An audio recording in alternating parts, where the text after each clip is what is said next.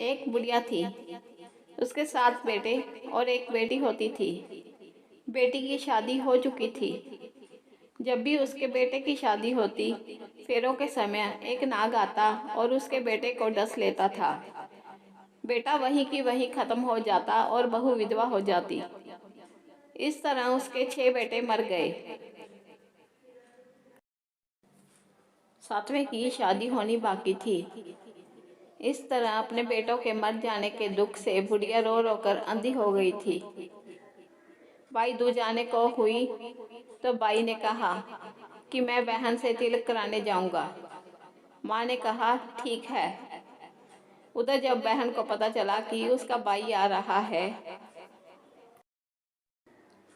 तो वह खुशी से पागल होकर पड़ोसन के घर गई और पूछने लगी कि जब बहुत प्यारा बाई घर आए तो क्या बनाना चाहिए। पड़ोसन उसकी खुशी को देखकर जल भुन गई और कहा कि दूध से रसोई लेप, घी में चावल पका। बहन ने ऐसा ही किया। उधर जब बाई बहन के घर जा रहा था, उसे रास्ते में सांप मिला। सांप उसे डसने को आया। बाई बोला, तुम मुझे क्यों डस रहे हो? सांप बोला, मैं तुम्हारा काल हूँ और मुझे तुमको डसना है। बाई बोला, मेरी बहन मेरा इंतजार कर रही है। मैं जब तिलक करा के वापस लौटूंगा तब तुम मुझे डस लेना। सांप ने कहा, भला आज तक कोई अपनी मौत के लिए लौट कर आया है जो तुम आओगे? बाई ने कहा, अगर तुम्हें यकीन नहीं है तो तुम मेरे झोले में बैठ जा। जब मैं अपनी बहन से तिलक करवा लूं तब तुम मुझे डस लेना। सांप ने ऐसा ही किया। वह बाई के झोले में बैठ गया। बाई बहन के घर पहुंच गया। दोनों बड़े खुश हुए। बाई बोला, बहन जल्दी से खाना दे, बड़ी भूख लगी है। बहन क्या करे? ना तो दूध की रसोई सूखे, ना ही घी में चावल पके। बाई ने कहा, बहन इतनी देर क्यों लग रही है? तू क्या पका रही है? तो बहन ने बताया कि ऐसे ऐसे किया है। बाई बोला, पगली, कहीं घी में चावल पके हैं, दूध से कोई रसोई लीपे हैं? गोबर से रसोई लीप, दूध में चावल पका। बहन ने ऐसा ही किया। खाना खाकर बाई को नींद आने लगी। इतने में बहन के बच्चे आ गए। बोले, मामा मामा हमारे लिए क्या लाए हो? बाई बोला, मैं तो कुछ नहीं लाया। बच्चों ने वह झोला ले लिया जिसमें सांप था। जैसे ही उसे खोला तो उसमें हीरे का हार निकला। बहन ने कहा, भैया तूने बताया नहीं कि तुम मेरे लिए इतना सुंदर हार लाए हो। भाई बोला, बहना तुझे पसंद है तो तू ले ले, मुझे हार का क्या करना। अगले दिन भाई बोला, बहन अब मुझे जाना है, मेरे लिए खाना रख दे। बहन ने उसके लिए लड्डू बना के एक डिब्बे में रख दिए। भाई कुछ दूर जाकर थक कर एक पेड़ के नीचे सो गया। उधर बहन के बच्चों को जब भूख लगती है तो माँ से कहा, खाना दे दो। माँ ने कहा, खाना बनने में देर है। तो बच्चे बोले, मामा को जो रखा है वही दे दो। तो वह बोली कि लड्डू बनाने के लिए बाजरा पीसा था, वही बचा पड़ा है चक्की में, जाकर खा लो। बच्चों ने देखा कि चक्की में तो सांप की हड्डियां पड़ी हैं। यही बात माँ को आकर बताई तो वह बावड़ी सी होकर बाई के पीछे भागी। रास्ते में लोगों से पूछती है, किसी ने मेरा बावड़ा सा बाई देखा है? तब एक ने बताया कि कोई लेटा तो है पेड़ के नीचे, देख ले, वही तो नहीं। बहन बागी बागी पेड़ के नीचे पहुंच गई, अपने भाई को नींद से उठाया। भैया भैया, कहीं तूने मेरे लड्डू तो नहीं खाए?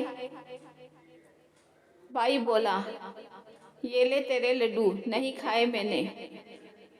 ले दे के लड्डू ही तो हैं। उसके पीछे पीछे यहाँ तक आ गई। बहन बोली, नहीं भाई, तू झूठ बोल रहा है, जरूर तूने खाया है, अब मैं तेरे साथ चलूंगी।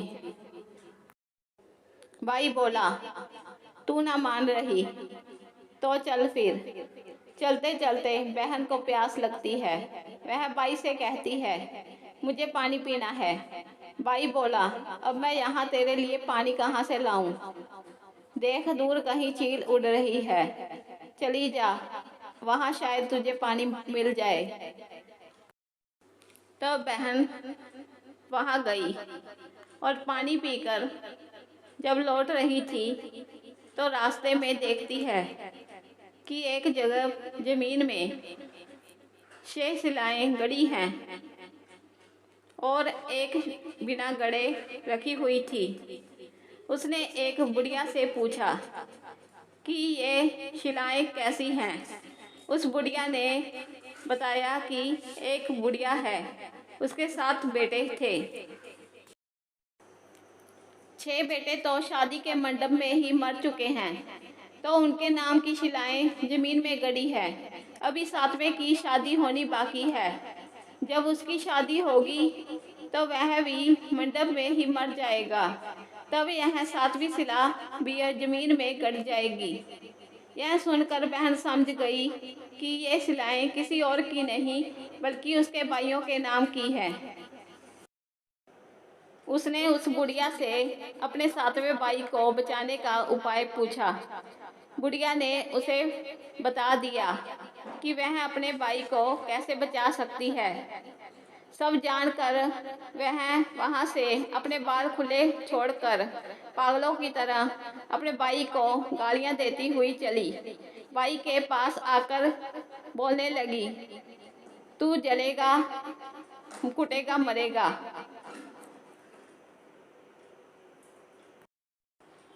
भाई उसके व्यवहार को देखकर चौंक गया, पर उसे समझ नहीं आया। इसी तरह दोनों भाई बहन माँ के पास घर पहुँच गए। थोड़े ही समय बाद भाई की शादी तय हो गई।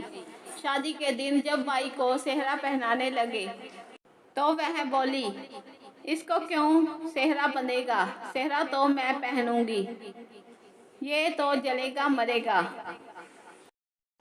सब लोगों ने परेशान होकर सेहरा बहन को दे दिया। बहन ने देखा उसमें कलगी की जगह सांप का बच्चा था। बहन ने उसे निकाल के फेंक दिया।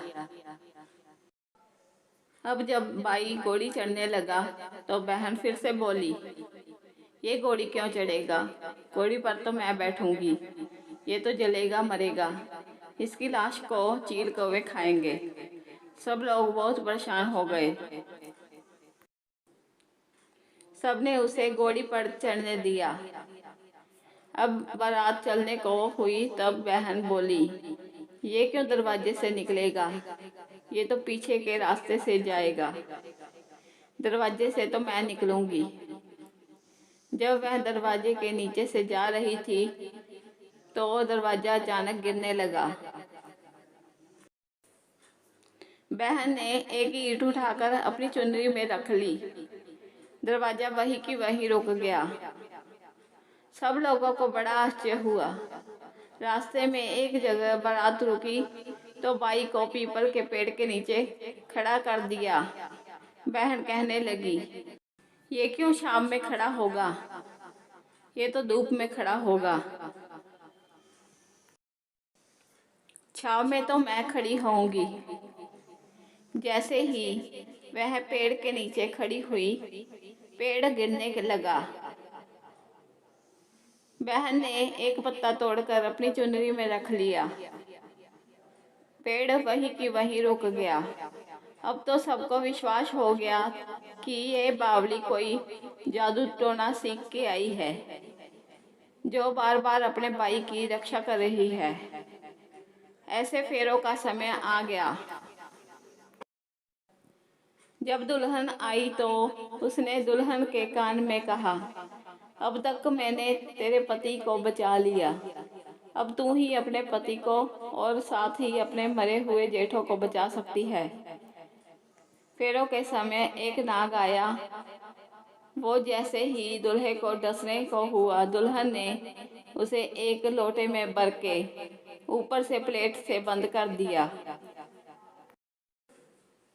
थोड़ी देर बाद नागिन लहर लहर करती आई। दुल्हन से बोली, मेरा पति छोड़। दुल्हन बोली, पहले तू मेरा पति छोड़। नागिन ने कहा, ठीक है, मैंने तेरा पति छोड़ा। दुल्हन, ऐसे नहीं, पहले 3 बार बोल। नागिन ने 3 बार बोला। फिर बोली कि अब मेरा पति को छोड़। दुल्हन बोली, एक मेरे पति से क्या होगा? हंसने बोलने के लिए जेठ भी तो होना चाहिए, एक जेठ भी छोड़। नागिन ने जेठ के प्राण भी दे दिए। फिर दुल्हन ने कहा, एक जेठ से लड़ाई हो गई तो एक और जेठ छोड़। वो विदेश चला गया तो तीसरा जेठ भी छोड़। इस तरह एक एक करके दुल्हन ने अपने 6 जेठ जीवित करा लिए। उधर रो रो कर बुढ़िया का बुरा हाल था कि अब तो मेरा 7वां बेटा भी बाकी बेटों की तरह मर जाएगा। गांव वालों ने बताया कि उसके 7 बेटे और बहुएं आ रही है। तो बुढ़िया बोली, अगर यह बात सच हो तो मेरी आंखों की रोशनी वापस आ जाए और मेरे सीने से दूध की धार बहने लगे। ऐसा ही हुआ। अपने बेटों को देखकर वह बहुत खुश हुई। बोली, यह तो मेरी बावली का किया है, कहाँ है मेरी बेटी? सब बहन को ढूंढने लगे। देखा तो वह भूस की कोठरी में सो रही थी। जब उसे पता चला कि उसका भाई सही सलामत है तो वह अपने घर को चली। उसके पीछे पीछे सारी लक्ष्मी भी जाने लगी। बुढ़िया ने कहा, बेटी पीछे मुड़कर देख, तू सारी लक्ष्मी ले जाएगी तो तेरे भाई भाभी क्या खाएंगे? तब बहन ने पीछे मुड़कर देखा और कहा, जो माँ ने अपने हाथों से दिया वह मेरे साथ चल, बाद बाकी भाई भाभी के पास रह। इस तरह एक बहन ने अपने भाई की रक्षा की। तब से हर बहन अपने भाई की रक्षा के लिए उसे तिलक लगाती है और भाई दूज मनाया जाता है।